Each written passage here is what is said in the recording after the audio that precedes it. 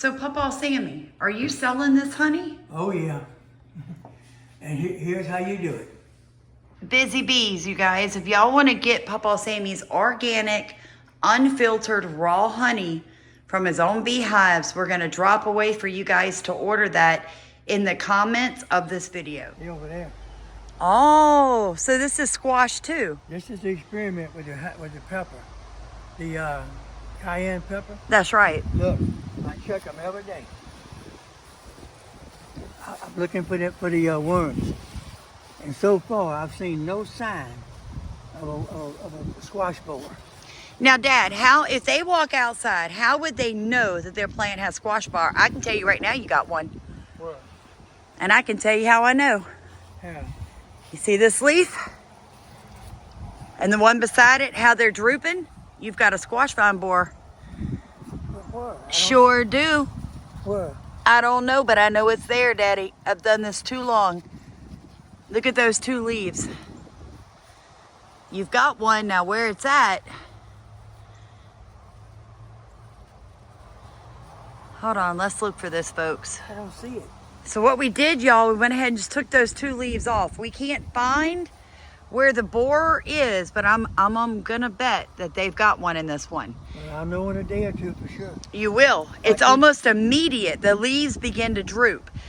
I've been pouring that cayenne pepper to them almost every day. And yeah, the ones right there are gorgeous, but I just happened to notice that this one doesn't look as healthy. Oh, I don't like that. You see how that, look at this. This is what I'm talking about, folks. Look at that leaf. Now, this soil is moist, so it's not a water issue. Now, when you notice that the first leaf starting to droop, pay attention. Hey, everybody, it's Samantha with Starkey Farmstead. I'm here with my dad, Pawpaw Sammy, America's Pawpaw.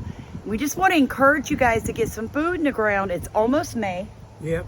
So, Dad, you are zone 9A, 9B. Right. What would you encourage people to do right now if they were going to put a vegetable in the ground?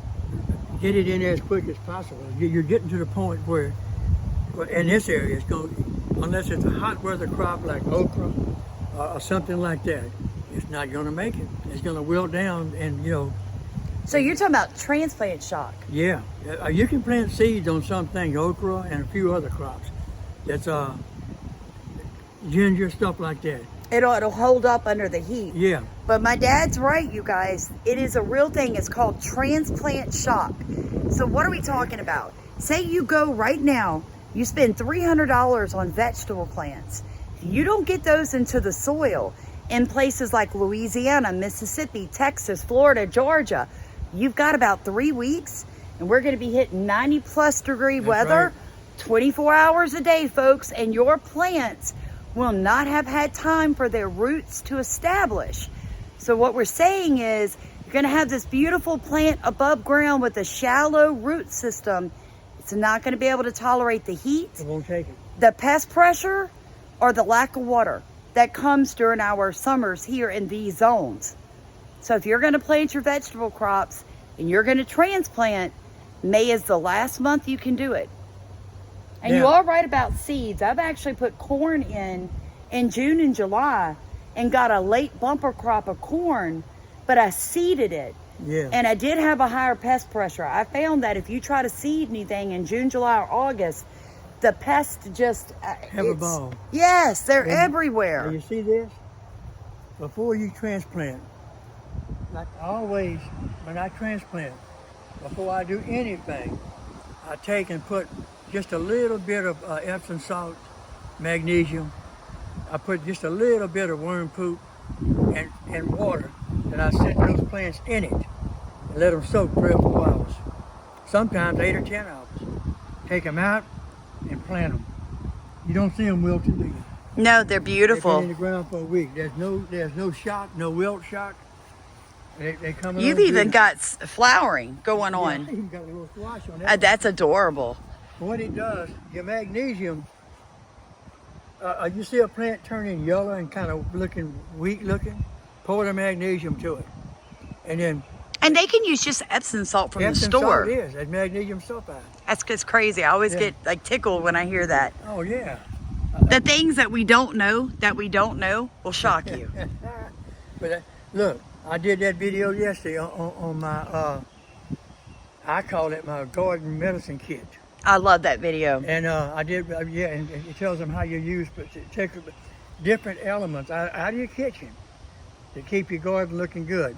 Don't always work. Sometimes, no matter what you do to a plant, it's going to kiss you goodbye and die. That's right. There's nothing you can do with it. But if you kind of pay attention, pretty soon it'll start paying off. Hey, let's go steal that asparagus sticking out the ground over there. I'm sorry, but it was calling my name. I literally heard this asparagus going, Samantha. My great grandson hadn't been here in 2 or 3 days. Look at the asparagus. Oh, it's beautiful. Now, if he was here, that would not be there. He'd break it off and eat it. Yep, and it's delicious. It's delicious. Okay, folks, asparagus. You can go buy the asparagus root balls and get them put in the ground, or you can do it by seed. But your asparagus needs to be grown in a bed where it's not going to be disturbed, okay? So this is a perennial plant. It's gonna come back year by year, and the bigger the top is that you're looking at right here, the more asparagus you're gonna get the next year. Asparagus normally takes 3 years before you can truly get a harvest from it. Right. But I am going to tell you now, asparagus is one of the most important foods to add to your diet.